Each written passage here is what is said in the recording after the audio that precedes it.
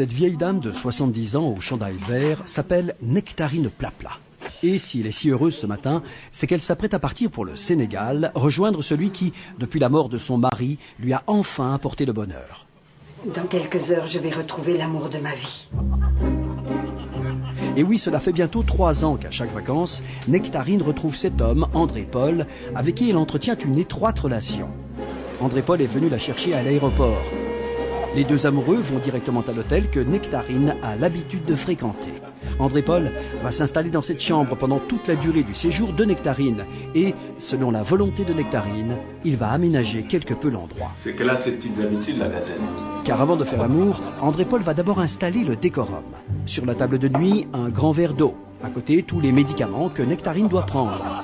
Un thermos de thé au jasmin, car Nectarine en boit toujours après avoir fait l'amour. Les photos des petits-enfants, une boîte de boudoir, un sachet de gougère au fromage en cas de fringale, un sachet de lavande sous l'oreiller. André Paul remplit aussi une bouillotte, car les nuits sont parfois fraîches. Nectarine a bien sûr aussi emmené ses draps, son traversin, son transistor, et un pot de géranium, ses fleurs préférées. Tout est prêt maintenant. Schtroumpfette, la chatte de Nectarine, prend également sa place. André Paul est chaud comme un piment. Nectarine aussi. La fièvre monte. Nectarine prend justement un comprimé qui l'aide à combattre son infection urinaire.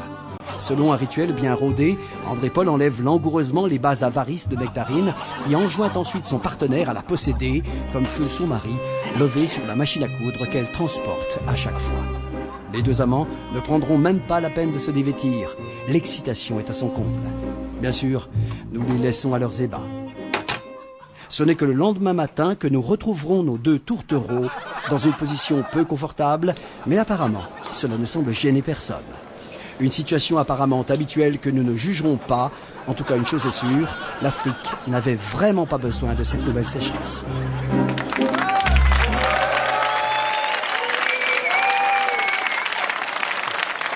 Décidément, les Africains, on leur aura vraiment pompé toutes les ressources naturelles.